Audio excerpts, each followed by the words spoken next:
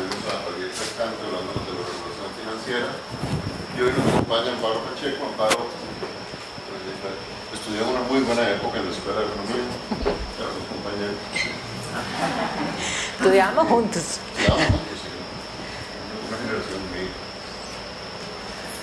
Después de eso, ha tenido una carrera muy diversa, porque estuvo en el Ministerio de Comercio Exterior, fue parte del equipo negociador de los tratados de libre comercio, fue viceministra de Comercio Exterior, y después, desde el 2010, está directora del Fondo de Desarrollo Social y Asignaciones Familiares, la que primero fue de los malos y ahora de los buenos.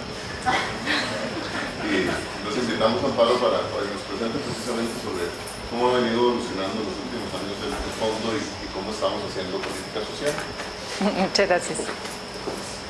Bueno, yo lo que pienso que puede interesar es hacer una descripción de los principales instrumentos del fondo FODESAF y de la dirección de SAF. Ahora voy a explicar qué significa. Una distribución de estos recursos, explicarles en qué consiste el sistema de información y evaluación de los programas sociales que tiene el FODESAF y terminar con unas reflexiones sobre las principales fortalezas y retos.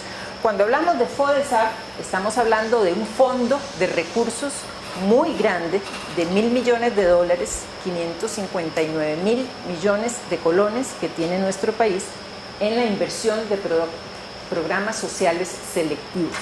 Cuando hablamos de la ADESAF, que es la Dirección de Asignaciones Familiares, hablamos de la institución que administra esos recursos y que tiene la responsabilidad de velar por su fiscalización. Entonces el Fondo es la plata, la ADESAF es la institución, que a su vez es una dirección del Ministerio de Trabajo y Seguridad Social. Esto es un poco extraño en el sentido de que el Ministerio de Trabajo no es por excelencia la institución rectora de lo social, pero así quedó y a pesar de que han habido varios proyectos para crear un Ministerio de Desarrollo Humano e Inclusión Social o un Ministerio de lo Social en otras administraciones, no se ha concretado y la dirección ha quedado adscrita hasta la fecha al Ministerio de Trabajo como una dirección más. Algunos aspectos generales del fondo. Ya les mencionaba yo que es un fondo muy grande, se creó en el año 1974, lo impulsó don Pepe, don José Figueres Ferrer, y en el primer año de la administración de Daniel Oduber fue que se aprobó la legislación.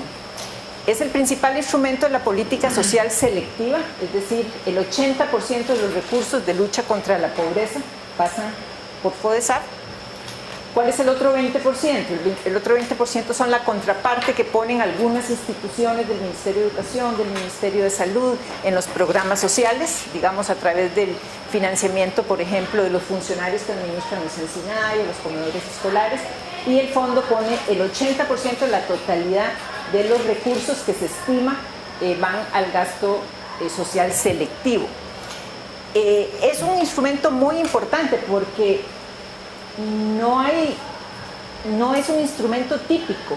De hecho, yo no conozco ningún otro país que tenga un fondo de este tamaño por ley, sobre todo en los países en desarrollo, en donde se asigna, independientemente de los vaivenes políticos, un montón de recursos, equivalente al 2% del Producto Interno Bruto, a financiar los programas sociales. Entonces es una gran fortaleza que tiene nuestro país. Ya les decía que la ADESAF es una dirección del Ministerio de Trabajo. ¿Cómo se financia el fondo? Más o menos la mitad viene del presupuesto de la República, el equivalente a 593.000 salarios, y un poquito más de la mitad la aporta el sector privado a través de un 5% de las planillas sobre los que pagan los patronos sobre las planillas de sus trabajadores cuando pagan las cargas sociales. La ADESAF, por ley, recibe el 0.5% del FODESAF. Esto también, sobre todo en los últimos años, ha garantizado el financiamiento de la institución. Y un porcentaje similar de 0.5% se le paga a la caja por la recaudación. Cuando hablamos del fondo, cualquier cosa es mucha plata, porque un 1% son 5.000 millones de colones. Entonces, por eso es que aquí no hay números pequeños cuando estamos hablando de FODESAF. Los recursos del fondo y otra de sus fortalezas es que no pueden ser utilizados en gastos administrativos. Entonces son recursos que efectivamente van a la lucha contra la pobreza, se transfieren, son transferencias a los beneficiarios, son el pago de servicios a beneficiarios, como vamos a ver, son construcción de obras de infraestructura, financiamiento de capacitación, y entonces eso hace que este fondo todavía sea más efectivo en el logro de sus objetivos. El jerarca del FODESAF es el ministro de Trabajo, él es el quien corresponde tomar las decisiones sobre este instrumento. A pesar de que existe desde 1974 el fondo, ustedes van a ver que en el 2009, y aquí ahora les voy a enseñar algunos datos que sustentan lo que les digo, se hizo una reforma que es un parteaguas, hay un antes y un después del fondo. ¿Qué pasó en el 2009?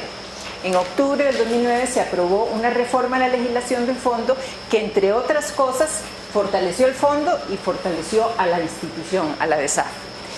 Primero, había una serie de programas que se financiaban vía presupuesto de la República, como Bambi, IMAS, comedores escolares, que pasaron a estar debajo del paraguas del fondo con esta reforma, o sea, de ahora en adelante son recursos FODESAF, y esto implica también la fiscalización de la DESAF sobre esos programas.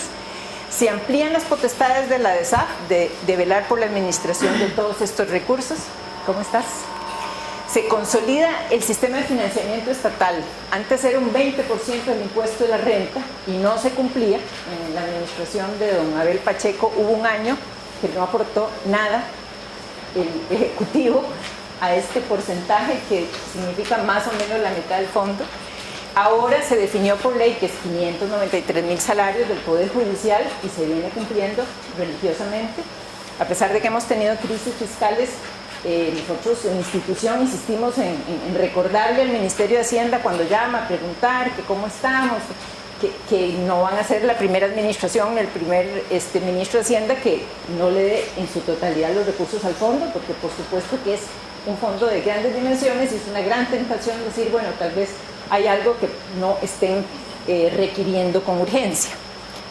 Los beneficiarios, como parte de la reforma de la legislación, se incluyó como beneficiarios a los extranjeros con residencia legal y a todos los niños, independientemente de su condición migratoria. Eso es otro elemento que mejora significativamente el fondo.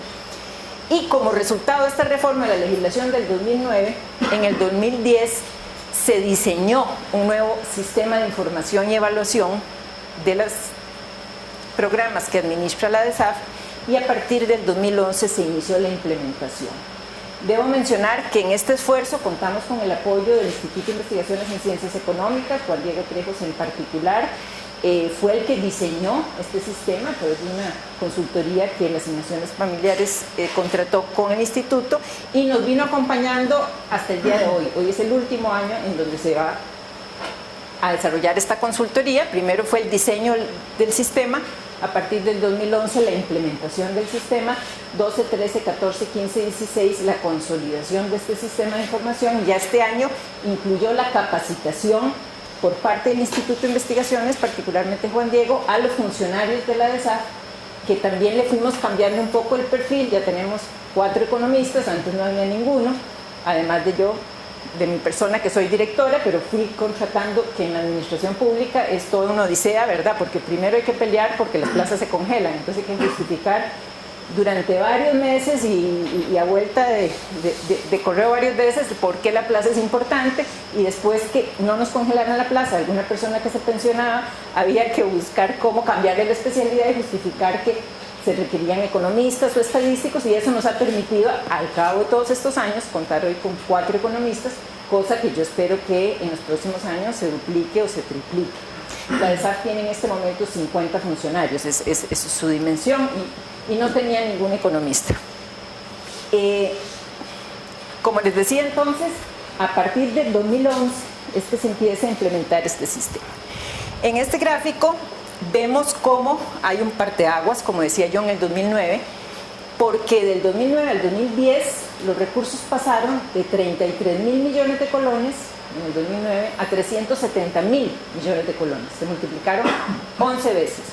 Una parte tiene que ver con que programas muy grandes, IMAS, Bambi, pensiones del régimen no contributivo, pasaron bajo el paraguas de FODESAF, Entonces eran recursos que ya estaban en el presupuesto y ahora vinieron bajo la fiscalización de la ESAF, pero otra parte también fue el incremento en el aporte estatal que, como les digo, no se venía cumpliendo. Eso es lo que se refleja en ese gráfico. Hay alrededor de 26 programas sociales. Los 3 más grandes son pensiones del régimen no contributivo, el IMAS y el BAMBI. Hay 8 programas medianos que tienen que ver con comedores escolares, aseguramiento por el Estado, SENAI, FONAVE, PANI, CONAPAN, INAMO, PRONAE, y hay como 8 o 9 programas pequeños, Consejo Nacional de Discapacidad, Torre de la Esperanza, que es una torre para el Hospital Nacional de Niños, que todavía no ha empezado, digamos, a construirse, Olimpiadas Especiales y CODER, Acueductos Rurales, Sanevar, PRONAMIPE, del Ministerio de Trabajo, Pacientes en Fase Terminal de la Caja y Asociación Ciudad de los Niños, e IAFA, con un proyecto pequeñito. Son en realidad una diversidad de proyectos desde el punto de vista del tamaño, desde el punto de vista de si es vivienda, trabajo, protección social, salud, desde el punto de vista de si es un proyecto de infraestructura, un proyecto de transferencias, un proyecto de capacitación, un proyecto de subsidios, y entonces un poco la complejidad viene de ahí, ¿verdad? Que estamos hablando de una variedad muy diversa de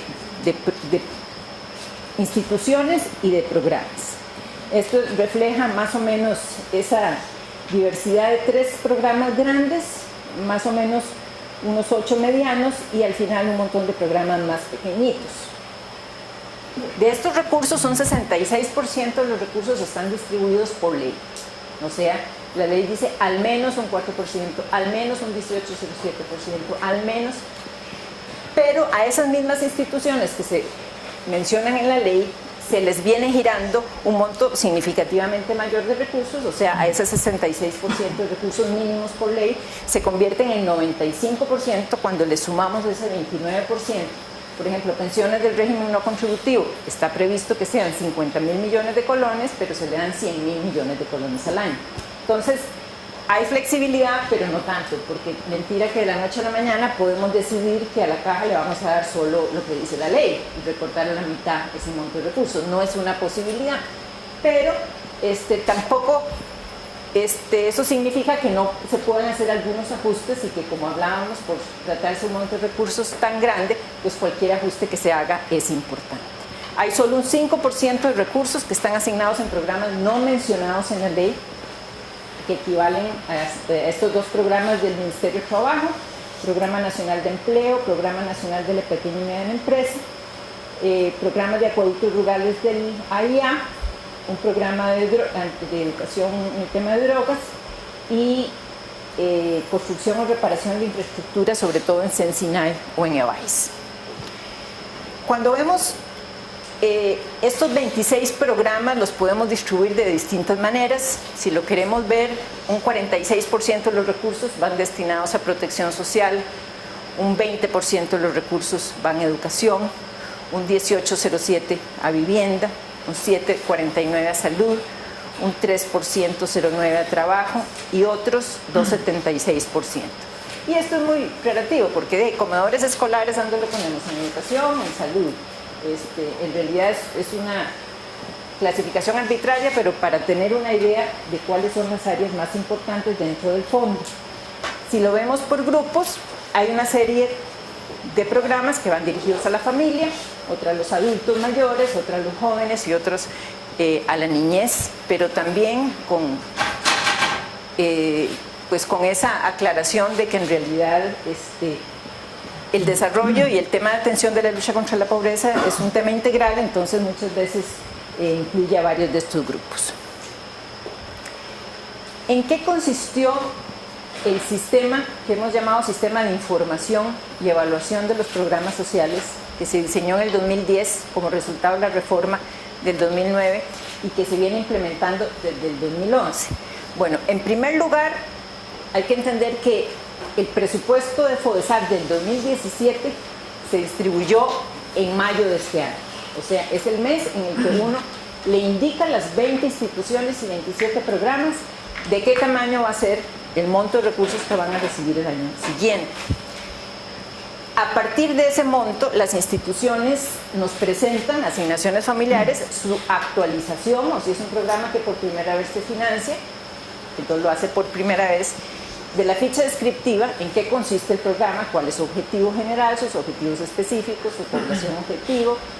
Se entra en muchos detalles para saber en qué consiste ese programa. Lo segundo que nos presentan es un cronograma de metas e inversión. Entonces nos dice, las becas se van a dar en primaria, en secundaria, en preescolar, y se van a distribuir de esta manera a través de los 12 meses. Ese es el cronograma de metas e inversión. En el módulo presupuestario hace la distribución de los recursos de acuerdo con las partidas presupuestarias del Ministerio de Hacienda, y todo esto se traduce en la suscripción de un convenio o de una adenda cuando hay una modificación, algún aspecto de un programa, en donde se definen los deberes y derechos de las partes, de asignaciones familiares y de cada uno de los programas. Entonces, esta es una primera etapa en donde distribuimos el presupuesto el año próximo y pedimos la información sobre el programa y cómo piensa distribuir esos recursos. ¿Qué hacemos en el transcurso del año? En el transcurso del año recibimos informes trimestrales y anuales de ejecución. Y esto se hace sobre la base de 4 cuadros que se le mandan a las instituciones, que tienen un machote, en donde en el primero tienen que informar cuántos productos, cuántas becas, cuántas pensiones, cuántos subsidios por desempleo, cuántas casas ejecutaron en el primer trimestre, a cuántas personas beneficiaron, entonces por modalidad el número de beneficiarios. En un segundo cuadro vienen los montos, cuánto significó eso en términos de recursos. En un tercer cuadro vienen las partidas presupuestarias, si eso se fue en construcción o si cuál fue el objeto de ese gasto, y por último en flujo de caja. Son los 4 cuadros o 4 matrices que las instituciones nos tienen que enviar trimestralmente y anualmente. Con esos informes trimestrales y anuales se construyen 17 indicadores de ejecución, que ahora vamos a verlos, para analizar cómo fue esa ejecución de cada uno de los programas. También se realiza un informe de inversión social pública y beneficiarios de todas las fuentes de financiamiento por cantón. Eso fue algo que empezó a solicitarse en el año 2012. Es decir, además de los informes trimestrales y anuales, que nos permiten construir 17 indicadores, en el año 2012 empezamos a pedir un cuadro con las pensiones distribuidas por cantón, la atención en Sensinay, en Red de Cuido y en cada uno de los programas.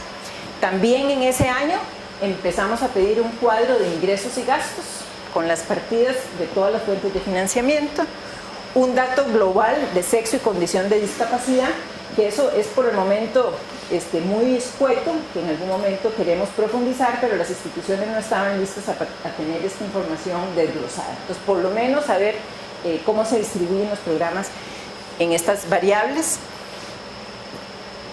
Y por último, el último agregado que se hizo en el 2012 fue empezar a pedir el registro de beneficiarios. Eso significa el número de cédula, el nombre, la dirección y unos datos básicos que también ahora vamos a mencionar de cada una de las personas que reciben esos beneficios. Más recientemente, en el año siguiente, en el 2013, la DESAF contrató con el INEC un módulo de la encuesta de hogares para estudiar las características de los principales programas sociales. Ahí solo lo pudimos hacer con los más grandes, por ser esta una encuesta, y entonces no había un nivel suficiente de dimensión de algunos programas para ser captados por la encuesta, pero sí tenemos a programas como Sensinay, comedores escolares, Bambi, pensiones del régimen no contributivo. Son 6 programas que estudiamos ya en más detalle a través de un módulo del ENAO, y estamos realmente empezando este año a hacer estudios de pertinencia, de eficacia, de eficiencia, de impacto de cada uno de estos programas. Yo creo que es muy importante, partiendo que estamos en la Escuela de Economía de la universidad, que ustedes, tanto estudiantes como profesores, sepan que existe esta información, que está desde el 2011, que con altos y bajos y información No todas las instituciones cumplen a cabalidad con la presentación de estos informes, no todas lo hacen no solo en la oportunidad, sino en la calidad deseada, pero es en realidad una mina de información. O sea, hay gran cantidad de información. Ustedes pueden meterse y poner en el registro de beneficiarios, Curridabat y RACES, bono de vivienda, y le aparece el listado de personas que tienen bono de vivienda. Entonces es un instrumento para que las organizaciones sociales lo aprovechemos, para que la ciudadanía tenga un instrumento de rendición de cuentas y transparencia, y para que se mejoren las políticas. Todo esto, digamos que se desarrolló antes de los estudios ya más cualitativos, creo yo que son las bases del edificio. A mí nos ha costado un poco justificar todo este sistema porque, por ejemplo, internamente había muchas personas que me decían, bueno, pero ¿de qué nos sirve toda esa información si no la estamos usando? Bueno, pero es que lo primero que hay que hacer es tenerla y consolidarla y que sea de calidad, porque en los primeros años las instituciones nos repetían la información del trimestre anterior. Entonces, solo a través de los años que uno va logrando detectar quién hacía bien el trabajo, quién no, y cómo irlo mejorando. Veamos en detalle algunas de estas cosas. Digamos, la ficha descriptiva, no van a leer mucho ahí, pero digamos tiene toda esta cantidad de variables. Toda la normativa legal que le da respaldo, los antecedentes del programa, los contactos, la cobertura, el sistema de monitoreo que tiene el programa, la población meta, etc. El otro instrumento, este es el machote, el cronograma de metas de inversión. Entonces, cada programa define aquí las distintas modalidades y dice cómo se van a distribuir los recursos, tanto de los recursos FODESAF como si tuviera recursos propios u otra fuente de recursos. Esta es la guía para hacer el módulo presupuestario, que es el otro instrumento que yo les hablaba, y más o menos, digamos, los términos de un convenio, el machote sería este. A veces se hacen algunos ajustes dependiendo de si es una red de cuidado o estamos hablando del INAMO o de otras instituciones muy particulares. ¿Cuáles son los indicadores que se construyen con esa información que se recoge trimestralmente? Bueno, ¿cuál es la cobertura del programa en relación con la población objetivo? Entonces también el instituto nos ha ayudado todos los años a hacer un análisis de cuál es el número que representa la población objetivo de la pensión del régimen no contributivo o de comedores escolares o de saneamiento básico rural o de red de cuidado. Teniendo la población objetiva, entonces nosotros podemos estimar cuál fue la cobertura del programa, tanto programado como efectivo.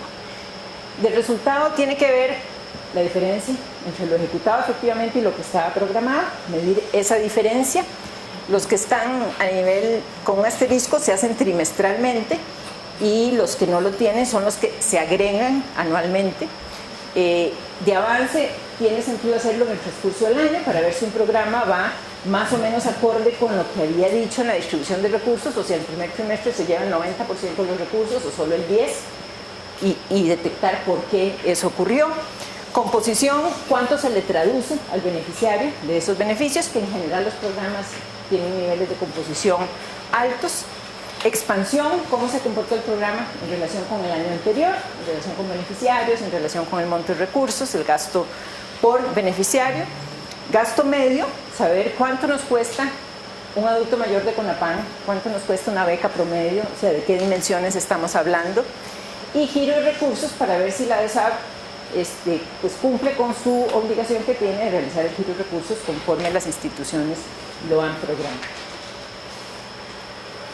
El registro de beneficiarios tiene una ficha de información básica de las personas beneficiarias, tiene un listado de pagos, que esto segundo ya no es de acceso público, sino de acceso restringido, en el sentido de que aparecen los pagos que se le hizo a esa persona por efecto de ese programa o de ese beneficio, y estamos realmente, digamos, recién avanzando en términos de integrar a esta ficha ya no solo la persona, sino los beneficiarios, porque por ejemplo el BAMBI aparecen las 10.000 personas que son jefes de familia que reciben el bono y no los 20.000 o 30.000 que se pueden estar beneficiando de ese programa. Este es el formato del registro de beneficiarios, en donde hay una parte de consulta al público, en donde en ese botón grueso uno entra y ahí uno puede llenar o el nombre, o la provincia, el cantón y el distrito, o el programa, y hacer una combinación de estos para sacar las bases de datos que ustedes quieran sacar. Donde dice ver aquí, se mantiene una información actualizada de cuál es el monto total de beneficiarios por cada uno de los programas en los distintos años. Y ahí se pone un monto, por ejemplo, la fecha. Este está desactualizado, hay 800 y pico mil, tenemos como 1.100.000 beneficiarios enlistados. Voy terminando para que tenga espacio para ampliar lo que puedan ser las preguntas y comentarios de ustedes. Este mapa nos dice cómo se distribuyen los recursos del FODESAF a nivel cantonal y cómo está distribuida la pobreza. Entonces permite darnos una idea de que los recursos del fondo en realidad tienen una alta correlación con lo que es la condición de pobreza en el país. Creo que esto responde principalmente al hecho de que los programas grandes como pensiones del régimen no contributivo, comedores escolares, Sensinay, dan una cobertura muy amplia de los recursos del FODESAF, porque sí sabemos que hay otros programas que no tienen esa cobertura tan amplia. Sin embargo, eso es importante saberlo y también se expresa en este gráfico en donde se relaciona los cantones del más pobre al menos pobre y el monto de recursos de FODESAF, en donde vemos un alto nivel también de correlación entre los recursos invertidos y el nivel de pobreza. Esta es la página web del FODESAF. Entonces, en esos 3 botones azules que estamos a principios del otro año por hacerla mucho más interactiva y darle la posibilidad de llegarle a la información que contiene de una manera más amigable. Por el momento tenemos información e indicadores en donde están los informes trimestrales y los indicadores trimestrales. Tenemos programación anual en donde están las fichas, los cronogramas, los módulos presupuestarios, los convenios, y tenemos beneficios y beneficiarios, que es la información del registro de beneficiarios. ¿Cuáles son las fortalezas de este instrumento? Bueno, como he mencionado, es un fondo grande, permanente, porque es por ley, solidario, porque es sector público y sector privado, representa un 2% del PIB, tiene 42 años de vigencia, está financiado con recursos de sector público y privado. Los recursos se destinan directamente a la población en condición de pobreza, esto con muy pocas excepciones. No se financian gastos administrativos. Las 2 excepciones más importantes son el INAMO y el ICODER, que en el momento de aprobarse la ley se decidió que se iban a financiar en su totalidad de los recursos del fondo. Entonces se les da los recursos y ellos los pueden distribuir de la manera que les parezca, de acuerdo con sus prioridades. Y en el caso de pensiones, FONAVE y BAMBI han pasado reformas a la legislación para que se les permita disponer de un 3, un 4, un 5% de los recursos del fondo para gastos administrativos, que sigue siendo una parte pequeña. Ya hemos mencionado que son alrededor de 22 o 26 programas, dependiendo, digamos, del año de que estemos hablando, que contamos con un sistema que puede monitorear los recursos con gran nivel de detalle, que destinamos recursos a programas en las áreas de protección social, educación, vivienda, salud y trabajo, que financiamos programas con gran cobertura, que están en los 81 cantones, como los que les mencionaba, y que los recursos van un poco más de la mitad, un 51.8% a mujeres dentro de los beneficiarios, que eso también es algo positivo, dado que sabemos que la pobreza tiene el rostro de mujer, que es una frase que expresa que en muchos casos las mujeres son las que están liderando los hogares más pobres, y también que se destina a personas extranjeras y a personas en discapacidad también un monto de recursos similar a lo que representan estos 2 sectores en el conjunto de la población, aunque posiblemente en el tema de discapacidad debería ser un poco más. ¿Cuáles son los principales retos o las debilidades que tenemos? En algunos casos tenemos una población objetivo diferente a la de la ley. El INAMO y el ICODER no se deberían financiar con el fondo. Y yo, las pocas veces que estaba en la Asamblea Legislativa, en algún contexto de alguna comisión, lo he planteado porque son instituciones muy importantes, pero no son de lucha contra la pobreza. Una financia el tema de la mujer en todas sus expresiones y en todas sus condiciones sociales, y otra financia el deporte. muy posiblemente si no se hubieran financiado el fondo no hubieran surgido en el momento en que se hicieron, porque así es la política. Entonces hay que valorar eso, pero no son instituciones que tengan el perfil típico de un programa social. Hay por otro lado programas con una población objetiva más amplia que la de la ley. Tenemos roce permanente con el BAMBI porque la ley del BAMBI permite cubrir clase media, y no solo clase media baja, sino un poco más allá. Entonces eso también es motivo de contradicción porque el objetivo del fondo es concentrarse en la población en condiciones de pobreza y pobreza extrema, y es en el caso del BAMBI y el programa de pacientes en fase terminal que se creó por ley, en donde estamos beneficiando a los parientes de familiares en estado terminal, pero que son trabajadores. Y conversamos el otro día con la Caja de la posibilidad de que la Caja financiara ese programa y nosotros financiáramos a los que no son trabajadores. Porque imagínense que si alguien pide un permiso para mantener una parte importante de su salario porque tiene un familiar enfermo, ¿qué tal con gente que ni siquiera tiene un salario? Sería como mucho más sentido que ese programa estuviera distribuido de esa manera. Tenemos programas con baja cobertura, adulto mayor, personas con discapacidad, niñez. Son 3 deudas históricas que el país tiene que no sabemos muy bien todavía cómo atender, porque estamos atendiendo porcentajes que están entre el 5 y el 10% de esa población. Estamos muy en deuda en ese sentido. Y tenemos programas con poca capacidad de gestión, eficacia y eficiencia, que son casi todos, menos unas pocas instituciones grandes, razones por las cuales enfrentamos retos muy grandes. ¿Qué estamos en este momento nosotros valorando como nuestro plan de trabajo? Bueno, ver cómo le entramos al tema de eficacia y eficiencia de los programas, al tema de las exclusiones, filtraciones y duplicidades. Esta es una información que a través precisamente de ese módulo de la encuesta de hogares ya tenemos desde el 2013, que nos genera una información que antes no teníamos. Está el tema de la complementariedad de políticas universales y selectivas. Sabemos que estas políticas selectivas lo que tienen que hacer es levantar el piso para aquellas personas o familias que están muy por debajo de los requerimientos mínimos y que una vez que le subimos el piso ya deberían ser parte de políticas universales. Está el tema de la articulación de las políticas sociales. Este es un tema que en esta administración se viene trabajando con especial énfasis, porque precisamente la estrategia Puente al Desarrollo ha sido una iniciativa de la administración para articular y llegar a visitar a una familia y decirle: usted tiene derecho a recibir una ayuda por pensión de régimen contributivo, lo aseguramos por el Estado, le damos una beca Avancemos, una beca FONAVE y le damos una capacitación, por ejemplo. Y el tema de la focalización de los programas en la población objetivo del FODESAR, que también siempre es un dilema, ¿verdad? ¿Hasta dónde llegamos con ese tema? Porque a veces es difícil a sectores que están vulnerables y que están apenas en la línea de pobreza negarles un apoyo y engrosar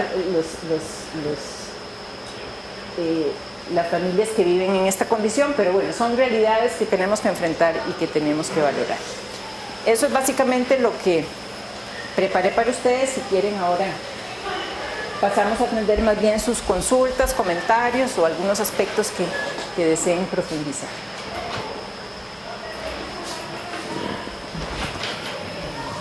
Muchas gracias, doña Pablo, por la presentación. Yo tengo 2 preguntas, que es más un aspecto histórico acerca del impacto de las políticas sociales que se han venido haciendo, pero ya de una forma como tal vez desde su experiencia en lo interno, ¿verdad? Que simplemente observar la experiencia de los ministros, de los directores de los institutos, demás, al interno, el por qué, a pesar de que el fondo tiene programas muy importantes que sin duda ayudan a esta población, por qué cuando se analizan los porcentajes de pobreza y demás a lo largo del tiempo hemos tenido tantos problemas en disminuirlas, excluyendo el último cálculo que se hizo con el nuevo índice, porque en los últimos 20, 30 años no ha habido un cambio tan considerable en estos índices de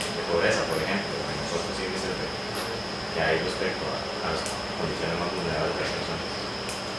Sí, es una pregunta muy importante. yo pienso que el fondo no es para sacar a la gente de la pobreza. Y ya de partida entonces estaríamos dando otro énfasis, porque una pensión del régimen no contributivo de 78.000 colones, la diferencia que hacen es entre si comes 3 veces al día o no. Una beca lo que hace es garantizarte alguna continuidad en el sistema educativo,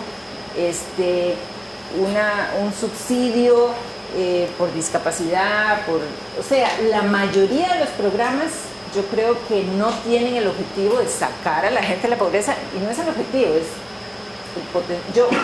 el potencial. Nosotros hemos hecho una campaña que ahí estaba un afiche en la página web que dice: la solidaridad tiene cara y nombre, FODESAF. Sí, en primer lugar, el fondo es un instrumento de solidaridad, es decir, tenderle una mano a los adultos mayores abandonados, a las personas con discapacidad, o sea, a las personas que no se pueden valer por sí mismas. Yo creo que el tema de la pobreza tiene que ver con una discusión que se relaciona mucho más con políticas económicas y su relación con políticas sociales. Entonces, creo que la existencia de FODESAF ha permitido que los niveles de pobreza no sean tan altos como los de otros países, y ha permitido que la intensidad de la pobreza no sea tan grande como la de otros países, porque no es lo mismo. Uno sabe, cuando visita algunos otros países, digamos, el nivel de carencias de una población en términos de vivienda, es decir, es más benigna, por decirlo de alguna manera, porque hay algunas ayudas. Entonces, creo que es una pregunta que abre una discusión inmensa, importantísima, pero creo que no es un fracaso del fondo, sino más bien el fondo lo que hace es explicar por qué Costa Rica es un país que no ha tenido indicadores tan desastrosos como los de otros países de América Latina. Pero ahí sí me gustaría ver si hay otras opiniones entre ustedes mismos que quieran aportar, porque el tema me parece que es muy polémico. Lo que sí me parece injusto es que se relacione. ¿Cómo es posible que invirtiendo tanta plata mantenemos ese nivel de pobreza? Me parece que eso no es una relación directa que se puede hacer así de fácil.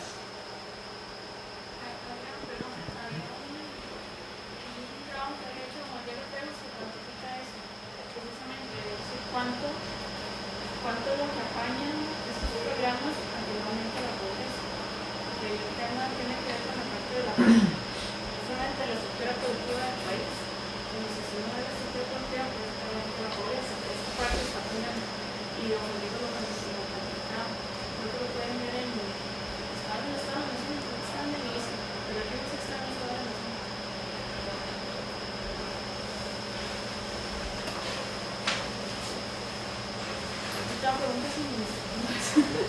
Preguntas perdón si son muy tontas, pero es decir, que manejan un montón de programas. Muchos de esos programas están desconcentrados, tienen su propia administración, y entonces ustedes básicamente son la sombrilla que distribuyen los recursos. Pero ¿qué capacidad tienen ustedes de supervisión y gestión? Porque estas áreas que ustedes están montando es para supervisar, pero si no cumplen, ¿qué instrumentos tienen ustedes para monitorear esos programas? Sí, la ley es muy ambigua. La ley dice que los recursos están distribuidos de esta manera, entonces define por lo menos un 66% de forma categórica, y dice que las instituciones tendrán que responder a los requerimientos de la DESAF de información, de registro de beneficiario, de informes, y nunca habla que podemos dejar de girar los recursos si no lo hacen. El único caso en donde menciona que se pueden dejar de girar recursos es cuando hay evidencia de un mal uso de los recursos. Por ejemplo, en estos años que yo he estado, la primera vez que me tocó hacerlo el año pasado, que se decidió no girar olimpiadas especiales, porque había una evidencia notoria de que habían varias liquidaciones que estaban en forma inadecuada, sobre todo la U. Entonces, casi que solo está condicionado al tema de mal uso de los recursos, pero en términos ya del tema ético, ¿verdad? Ahora, en mi oficina yo tengo muchos compañeros que son del criterio que nosotros deberíamos ser mucho más categóricos y no girar. En realidad yo pienso que no nos llega tanto la autoridad, Primero, que el primero que va a sufrir son los estudiantes de la beca, los señores de la pensión. Es difícil que nosotros castiguemos a las instituciones y no tenga un impacto perjudicial sobre los beneficiarios últimos, sobre todo por ser recursos que casi en su totalidad van a los beneficiarios. Entonces, yo creo que los recursos del fondo, en general, los programas funcionan bien. No estoy segura si los recursos están en el mejor uso alternativo de los recursos. Si los recursos están en el mejor uso alternativo, ¿verdad? De decir, y a eso apuntamos cuando decimos hacer estudios sobre la pertinencia, sobre el tema de la eficiencia y de la eficacia. Ahora Juan Robalino nos está, como parte de esta consultoría con la universidad, nos está apoyando en un curso de capacitación sobre evaluación, y estamos precisamente como empezando lo que significa tener instrumentos más cualitativos. Sin embargo, digamos, yo siento en lo personal que si tuviéramos más elementos de juicio, sería mucho más fácil, sería relativamente fácil poder influir sobre los jerarcas. O sea, los jerarcas están realmente ávidos de que uno les diga a dónde es que se tiene que depositar el colón para que rinda más. Entonces, yo pienso que a pesar de que no hay algo coercitivo y no somos una institución que pueda, digamos que tiene límites en cuanto a... Está el tema moral, por eso la página web se ha convertido en un instrumento fundamental, porque la presión sobre las instituciones es un poco, digamos, yo voy 2 veces al Consejo Presidencial Social por año para decir cómo están las cosas y quién debe y quién no debe. Entonces ahí los jerarcas en general bajan la instrucción de que hay que cumplir con lo que pide el FODESAP, a pesar de que la mayoría de ellos no se ha metido a la página, no ha visto lo que su institución sube. Y entonces eso es un inconveniente en el sentido de que no se apropian de la institución, de la misma información que genera su institución, ¿verdad? Inclusive este es un instrumento que el otro día me decía alguien de una institución pública. Yo estaba en Guatemala en un seminario, me preguntaron de red de cuido, yo no estaba claro, me metí, vi la legislación, vi el objetivo, o sea, es un instrumento muy útil. Está resumida la información de la política social selectiva de manera, digamos, de 2011 en adelante. Entonces, es un instrumento. Pero sí está por verse, digamos, hasta dónde podemos llegar. Es algo que no está muy... Sí, igual con decir los resultados es bastante, bueno, moral, ¿verdad? El hecho de tener un impacto o no, de estar haciendo las cosas o no, solo informar es un montón. Por supuesto, es que, digamos, yo les diría que cuando yo entré a la institución, pero es que va a sonar muy feo, ¿me están grabando?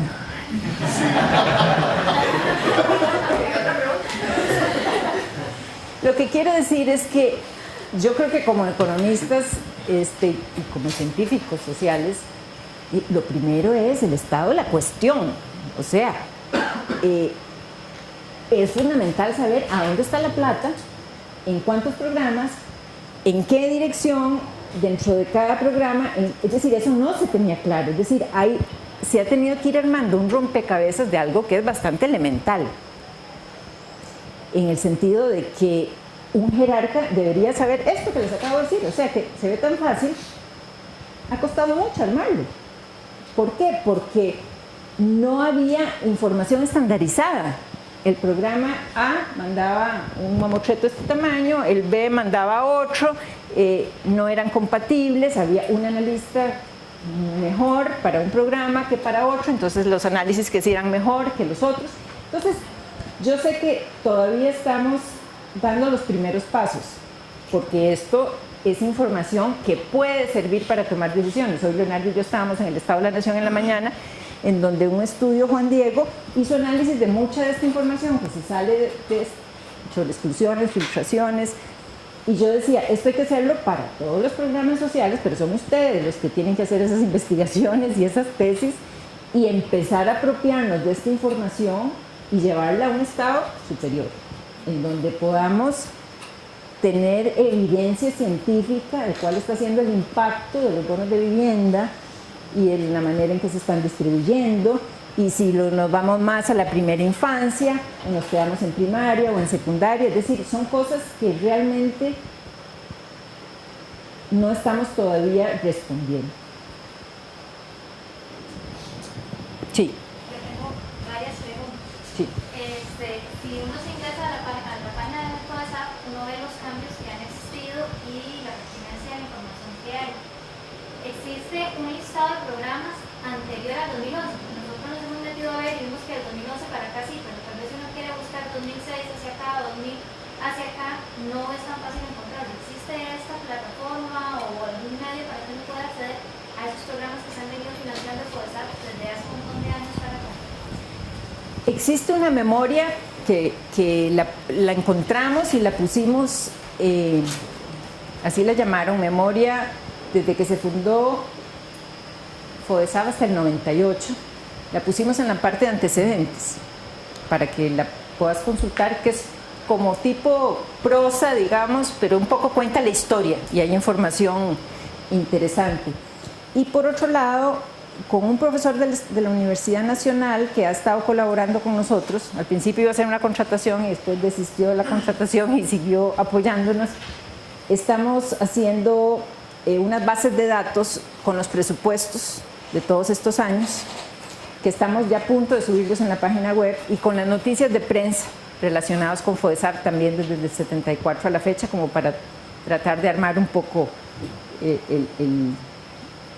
todo el bosque. No es porque es como presionar mucho ni nada, pero como cuánto tiempo puede durar esta base de datos, porque sí ha sido como una carencia que nosotros hemos tenido en el proceso investigativo que llevamos, y pues no está la información, y nos hemos sentado a revisar el presupuesto, pero el presupuesto que nosotros podemos acceder no es tan detallado como puede estar en FODESAP para ver cada uno de los programas, porque es bien complicado sentarse con esos 100 páginas, que es un presupuesto, a entender puros números, y vienen incorporados gastos administrativos, ¿verdad? Que no es propiamente lo que es inversión social. Nosotros ya tenemos esa información. Si querés, ahora nos contactamos para que la puedan. Estamos simplemente terminando de ajustarla, pero sí se las podríamos facilitar. Gracias. Después, bueno, ya ahí está, digamos, actualmente sí está en el registro todos los programas que se financian, y con ese listado ya sería genial. Después, esto es como algo un poco más de opinión suya y con la experiencia que usted tiene, ¿verdad? ¿Cómo se está haciendo la política social en Costa Rica? ¿Es difusa? ¿Es dispersa? ¿Verdad? ¿Es como algo por aquí, algo por allá suelto? ¿Cómo se está haciendo política social en este país? Sí, como decía Leonardo, yo te podría hablar con más propiedad de comercio exterior que de política social. No soy una experta en la materia. Yo lo que te puedo decir es que en estos años que tengo, que no son muchos, son 6 años de estar en este tema, encuentro que los recientes avances que hemos hecho tienen que ver con la utilización de nuevos instrumentos para medir la pobreza, como los mapas sociales y el índice de pobreza multidimensional, que agrega más información a lo que es el diagnóstico de la población objetivo. En segundo lugar, que hay una intención de dar un tratamiento integral a la política social, que yo creo que nos pone como hablaba yo hoy en la mañana, como una nueva generación de políticas sociales, es decir, llegar a una casa y dar bono de vivienda, aseguramiento por el Estado, pensión del régimen no contributivo, beca Avancemos. O sea, eso es nuevo en nuestro país y me parece que es un paso importante. Es todavía para un grupo de familias relativamente pequeño, pero el hecho, ahora comentábamos, que el hecho de que haya habido un crecimiento, un indicador positivo en la lucha contra la pobreza ahora en la última encuesta de hogares, que todavía no sabemos qué es parte de qué, ¿verdad? Pero digamos que lo hace a uno ser un poco optimista, me hace a mí pensar que de pronto ese esfuerzo que se está haciendo por llegarle a los que nunca hicieron fila y son los que no conocen la oferta institucional, sino que les llegas a tocar la puerta y que ni saben que existe un IMAS, ni saben que existe, porque los que más necesitan menos saben. Se ha hecho, digamos, un sector de gente que es una experta en institucionalidad. y que muchos de ellos lo necesitan, otros no. Entonces yo estoy optimista en lo personal de creer que tal vez esa fórmula de llegar a buscar la gente, ahora que tenemos estos instrumentos para llegar a los más necesitados, puede que nos dé resultados importantes. No para sacarlos de la pobreza, como te decía, pero sí para mejorarles sustancialmente el nivel de vida a muchos de ellos y por lo menos pasar de pobreza extrema a pobreza. Y entonces, además de los instrumentos y de la articulación, del enfoque integral, lo tercero es que prácticamente ha habido una reunión al mes del Consejo Presidencial Social en esta administración. Y eso implica que la vicepresidenta está apretando tornillos y diciendo qué pasó con esto, con lo otro. El plan Puente, digamos, estrategia Puente al Desarrollo, ahí al principio fueron 8 instituciones, ahora se están metiendo otras instituciones más. Entonces, yo veo que hay posibilidades de que en lo social tengamos buenos resultados si se continúa en ese enfoque. Eso es lo que podría opinar sobre política social selectiva. Después es propiamente sobre un programa. Tal vez lo tiene ahí muy cerquita, ¿verdad? Por la Dirección Nacional de Empleo, bueno, por la Dirección del Ministerio de Trabajo. Emplea, que ha sido un programa que ha venido creciendo, se le ha metido más, está dentro de la estrategia del Programa Nacional de Empleo, pero realmente se generan capacidades para que estos chicos puedan incorporarse a un mercado laboral, teniendo en cuenta que la parte económica y la salud de la pobreza realmente es el empleo, ¿verdad? Un binomio de educación y empleo que tal vez en su objetivo de capacitación lo hace muy bien, pero de inserción laboral quedamos debiendo, porque estamos capacitando chicos que tienen solamente la primaria en mecánica automotriz a cientos y miles de ellos, ¿verdad? Pero tal vez no les estamos dando la formación académica que nos están exigiendo las empresas para entrar a vender automóviles, que sería algo muy básico. ¿Qué resultados o cómo se vislumbra ese programa de aquí a unos años? Voy a ir directamente con eso. Yo considero que el Ministerio de Trabajo es un ministerio relativamente débil. Es un ministerio que si vos le quitas la transferencia que hace a asignaciones familiares y la transferencia que hace para pensiones, queda en su mínima expresión, y que los programas, por ejemplo, Programa Nacional de Empleo, que en este momento prácticamente los recursos con los que cuenta son los de FODESAB, cuando en realidad el programa de empleo debería ser para toda la sociedad, no para la población pobre. Entonces sí creo que hace falta, lo decíamos ahora que estuvo la misión de la OECD, fortalecer al Ministerio de Trabajo para que haya un programa de empleo que no tenga que ver con la pobreza. El tema del empleo es un tema muy diferente. Ahora, dentro de PRONAE me parece que hay que distinguir cosas que funcionan mejor y otras que no funcionan. Yo, por ejemplo, creo que las becas de 2 años para que un joven estudie animación 3D, diseño gráfico o página web han sido un éxito. Las del CETAP. O sea, no tenemos la menor duda de cuando le damos a gente la oportunidad de formarse y tener un oficio, ha sido un éxito, porque prácticamente no terminan de estudiar y ya están colocados. Ahora, hay otros programas que son de 3 meses y a veces han llegado solicitudes de programa de inglés de 40 horas, o sea, ¿qué sentido tiene? ¿Verdad? Entonces hay de todo. Yo creo que está ahora saliendo una evaluación que hizo Mideplan del Programa Nacional de Empleo y estamos analizándolo junto con otro que se había hecho en la auditoría. Sí es un programa que tiene un nivel de exigencia mucho mayor que lo que está dentro de sus posibilidades. Hay que dimensionarlo para lo que en realidad debería ser y dentro de eso ver qué ha funcionado mejor para profundizarlo y qué no está funcionando para o modificarlo o dejar de realizar. Ya la última pregunta para no separar tanto. ¿Y la cita de quién es? Este extracto que está ahí. Esa la inventé. ¿Se puede citar así? Es el resultado de varias conversaciones con amigos que conocen del tema y que fui tratando de... Y este sí va de la mano, digamos, con lo que se ha visto en los últimos planes de desarrollo, ¿verdad? Nacional, porque es como ese cambio de un Estado benefactor a un garante de derechos y una mayor calidad y un mejor servicio al beneficiario. Sí, digamos que en esto yo creo que con los años uno va desarrollando mucho la intuición, entonces a veces no sabe qué está bien o qué está mal, pero cuando te ponen a escoger entre dos cosas, te parece, y yo desde que estoy en esto, he escuchado a mucha gente hablar de eso y me parece que es el camino, ¿verdad? El enfoque de derechos, básicamente.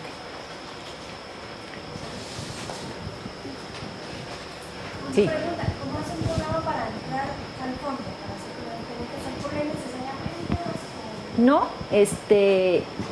se financia solo instituciones públicas, salvo la Ciudad de los Niños, que por ley es una asociación privada y se incluyó en la ley. Entonces, tendría que planteársele al jerarca, ya sea del fondo, al ministro de Trabajo, o alguno de los ministros de lo social, en el IMAS o de Salud o de Educación, y si entre ellos se ponen de acuerdo, se decide crear un programa y darle unos recursos, y entonces empieza con toda protocolo. Lo primero sería elaborar una ficha para describir un cronograma de cuáles van a ser sus metas y sus inversiones, y suscribir un convenio con la institución. Sí. Yo tengo una pregunta que pero digamos, al final entonces Fodestar es como reactivo o tiene posibilidades de planificar a largo plazo o hacer alguna prospección, por ejemplo, demográfica, de dónde va a afectarnos más en los próximos años, ¿verdad? Las posibilidades, o dónde van a encontrarse proyectar un poco las vulnerabilidades. ¿Cómo funciona eso? Sí, el fondo, digamos, lo que tiene es un presupuesto estimado, por ejemplo, para el próximo año, porque la estimación de cuánto van a ser 593,000 salarios, ¿verdad?, por un lado, y la estimación de cuánto va a ser el 5% de las planillas. Entonces se hacen varios ejercicios para estimar esos dos rubros, que son los que componen el fondo, y decir, bueno, en realidad ha venido creciendo el fondo entre 5 y 10% en los últimos años.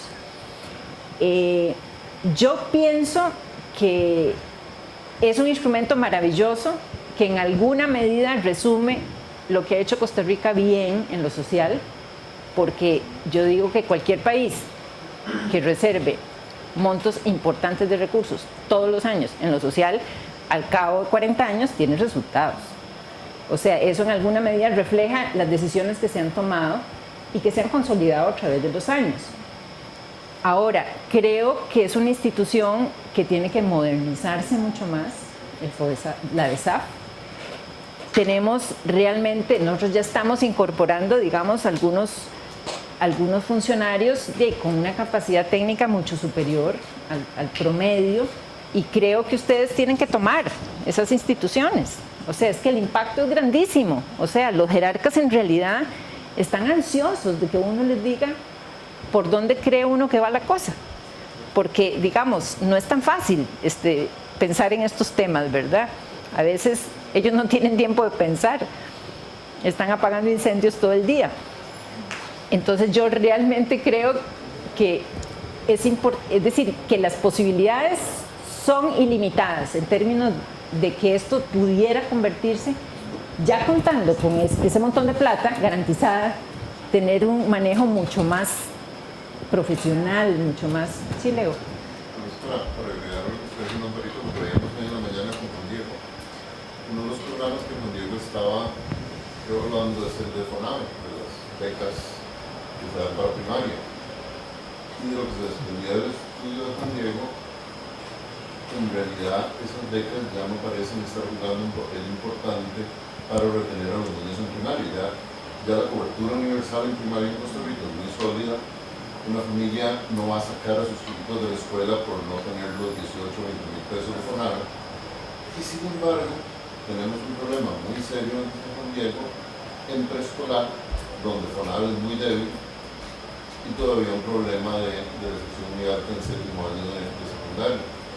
Entonces, de ese trabajo que hacía Juan Diego, hablábamos con Amparo y con la gente del Estado de Educación, dice, FONAVE debiera dejar de estar financiando becas de primaria, donde ya el objetivo se cumplió, y fortalecer muchísimo el apoyo preescolar, donde todavía tenemos un hueco muy grande, y primaria mejoraría mucho si preescolar mejor. Entonces, ese tipo de información un jerarca se vuelve enormemente útil, aunque después se tiene que comprar el crédito de cambiar proyectos fundamentales. Claro. Yo creo incluso... Se me olvidó. Sí, mi duda como con respecto a eso, tal vez como un paso más, porque en la actualidad si hay una discusión como relativamente importante acerca de, sobre todo en la corriente legislativa, de realizar una transformación, pero muy profunda, del sistema de política social en el país. Entonces me gustaría conocer su opinión como jerarca de esta institución, a ver si eso es realmente necesario, si usted considera que sí hay que modificar muchas cosas radicalmente, o tal vez que es contraproducente, o qué opinión le merece. Eso es lo que iba a decir antes y se me olvidó. Yo creo que las cosas, cuando uno dice que hay que cambiar y que hay que cambiar y que hay que cambiar, pueden cambiar para mal. O sea, los cambios no necesariamente son para bien. Yo cuando empecé aquí decía hay que rediseñar, decía yo, hay que repensar, porque este fondo se creó hace 42 años y estamos en 2016 y después me di cuenta que si uno abre la caja de Pandora, puede que nos quedemos cortos con lo que tenemos. ¿Cómo nos garantizamos que eso no puede significar un retroceso? ¿Por qué? Porque el 5% es un montón de plata. El 5% de la planilla para el sector privado es un montón de plata, porque se suma todo lo de la caja y ya sabemos lo que el sector privado, digamos, se queja de lo que significan esas cargas sociales. Entonces yo realmente creo que los cambios tienen que ser muy puntuales. No creo en una reforma así grandísima, integral. Creo que esto ha funcionado bien en lo fundamental. Se trata, por ejemplo, de pasar recursos de primaria a niñez, a primera infancia, por ejemplo, porque es un tema nuevo. Antes eso no estaba en el radar. Y el tema de adulto mayor tampoco estaba en el radar. Y el tema de discapacidad tampoco tenía esa importancia. Entonces sí creo que hay que hacer ajustes, pero el fondo tiene la flexibilidad. No se necesita hacer cambios. Está, digamos, en la corriente legislativa, no uno, varios proyectos de ley, ¿verdad? Entonces, bueno, hay que ver, sí sería bueno que nosotros, como el brazo económico, en el sentido que se le pasan los recursos a las instituciones, estuviéramos con los que ejercen la rectoría, porque es muy raro, ¿verdad? Yo en esta administración coordinaba con don Carlos Alvarado mucho cuando era ministro en el IMAS, porque era ahí la conexión, o con don Fernando Marín en la anterior administración. Y lo lógico hubiera sido que lo nuestro fuera un departamento de, no sé si el IMAS, pero sí el Ministerio de lo Social. Entonces hay un tema de rectoría que no está resuelto, pero no es un tema fácil. ¿Por qué no es un tema fácil? Porque entre ministros vos no vas a crear un superministro para que esté encima el ministro de Educación, encima el ministro de Salud, encima el ministro diciéndole lo que tiene que hacer con lo social. Por eso este esquema, ahora que nos preguntaron en la Asamblea Legislativa sobre este proyecto de ley de la creación del Ministerio de Desarrollo Humano, nosotros respondimos que se debía considerar la posibilidad del Consejo Presidencial Social como el coordinador, porque una vicepresidencia sí puede hacer una coordinación de ministros, porque está por encima. Y lo otro siempre ha sido motivo de conflicto. En una época fue el Ministerio de Salud, en otra época fue el Ministerio de Vivienda, en otra época fue el Ministerio...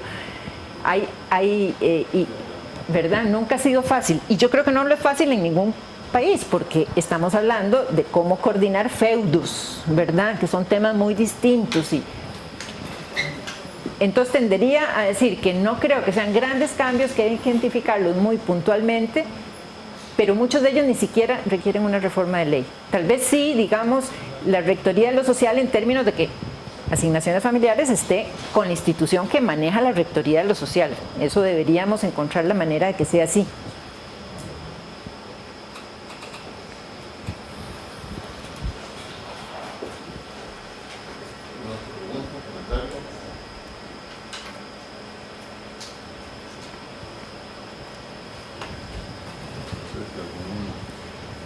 No, estamos a disposición de ustedes. A mí me encantaría que me escriben preguntando qué tal cosa, que no encontraron, que lo otro, usen esta información. Yo creo que hay que apropiarse de ella y sacarle beneficio, porque en realidad yo creo que este esfuerzo solo tiene sentido si lo que sigue es hacer uso de la información.